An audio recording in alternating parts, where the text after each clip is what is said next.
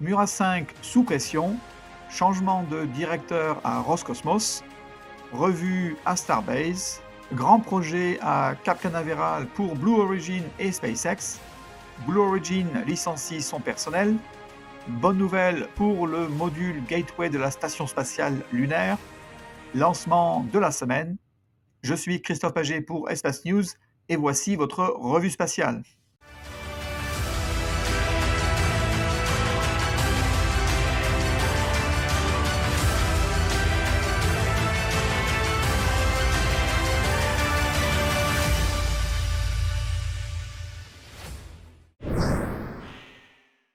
Il y a 3 semaines à peu près, je vous apportais la bonne nouvelle de PLD Space. Ils avaient terminé la conception et la fabrication du réservoir de leur étage supérieur. Le spécimen a depuis été transporté vers leur site de test à Teruel en Espagne et a passé avec succès une série de tests structurels de pression cryogénique de son réservoir, la soumettant ainsi à des conditions extrêmement difficiles pour atteindre son orbite en toute sécurité. Ce test ouvre la voie à PLD Space pour terminer ensuite ses activités de système et d'intégration. Le président russe Vladimir Poutine a limogé Yuri Borisov après 2 ans et demi à la tête de l'agence spatiale russe Roscosmos. Il a été remplacé par Dmitry Bakhanov, qui était jusqu'à récemment vice-ministre des Transports et a dirigé le système de communication par satellite GONETS pendant 8 ans. De nombreux médias spéculent sur les raisons de ce licenciement. Le fait est simplement que depuis que Poutine est au pouvoir, tous les dirigeants de Roscosmos passent à la casserole et ont donc occupé ce poste pendant moins de 3 à 4 ans, à l'exception d'Anatoly Perminov qui a occupé son poste pendant 7 ans. Borisov n'est donc pas différent et nous verrons combien de temps Bakhanov tiendra.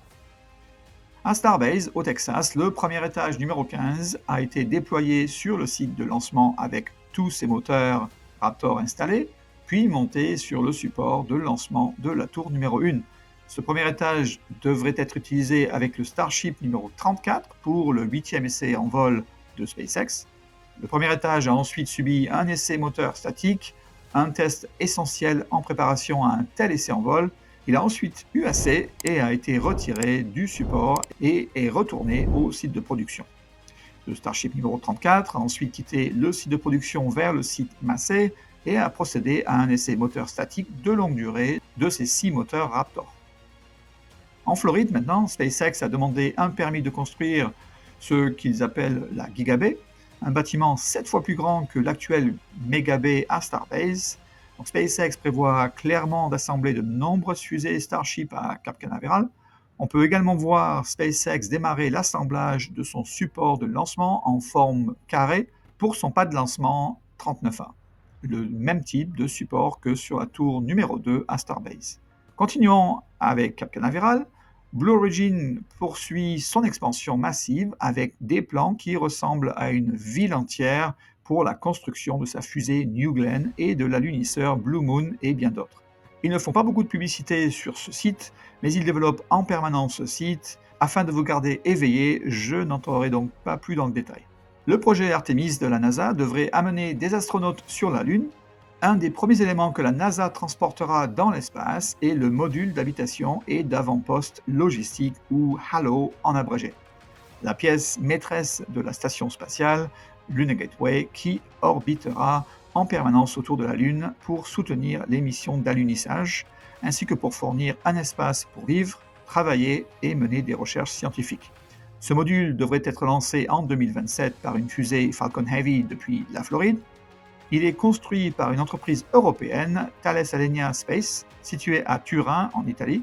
Et donc cette semaine, l'entreprise a réalisé une série de tests de résistance environnementale rigoureux, où vous pouvez voir le banc d'essai juste en dessous. Le module HALO est désormais transféré vers la salle blanche de Thales Alenia pour les installations finales. Selon la NASA, cette phase comprend l'installation et le test des vannes et des écoutilles, la réalisation de contrôles de fuite et l'intégration de structures secondaires externes. Il s'agit de la dernière étape jusqu'au transport du module à Northrop Grumman, en Arizona, pour compléter l'intérieur. Blue Origin licencie 10% de ses effectifs, a déclaré le PDG Dave Limp aux employés dans un email reçu par The Verge qu'une croissance rapide a conduit à plus de bureaucratie et moins de concentration que ce dont nous avons besoin. En conséquence, Limp a déclaré que l'entreprise allège nos niveaux de gestion et supprime les effectifs dans les domaines de l'ingénierie, de la gestion de projet ainsi que de la recherche et du développement. La composition de notre organisation doit changer pour garantir que nos rôles soient mieux alignés sur l'exécution de ces priorités, a écrit Limp. Et donc les 10% d'effectifs correspondent environ à 1000 personnes selon Bloomberg.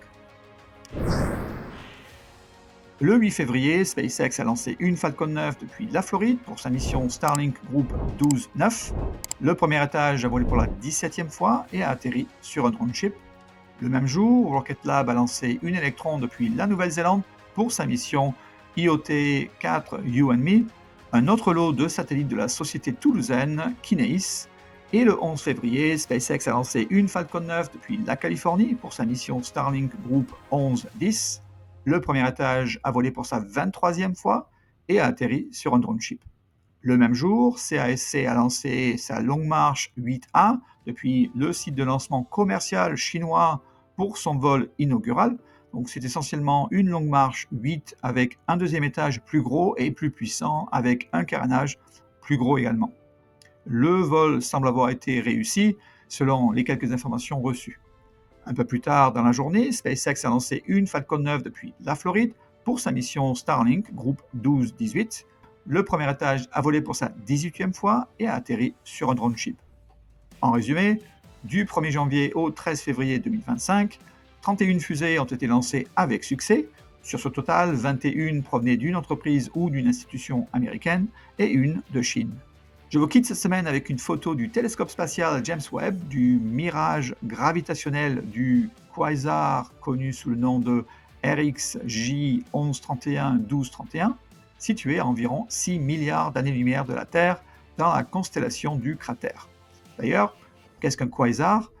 Il s'agit d'un objet rare et extrêmement lumineux situé au centre d'une galaxie alimentée par un trou noir supermassif.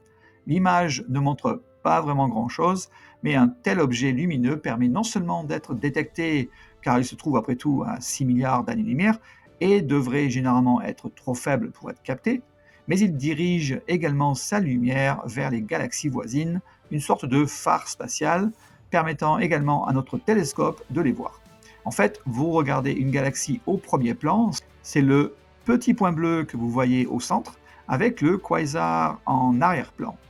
Ne vous laissez pas berner par ce que vous voyez. En raison de l'énorme intensité lumineuse des quasars, la galaxie divise l'unique quasar en 4 points lumineux comme effet optique, d'où le nom de mirage gravitationnel.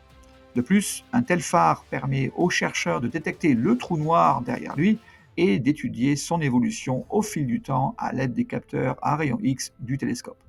Merci d'avoir regardé votre chaîne Espace News. À bientôt pour un nouvel épisode de votre actualité spatiale.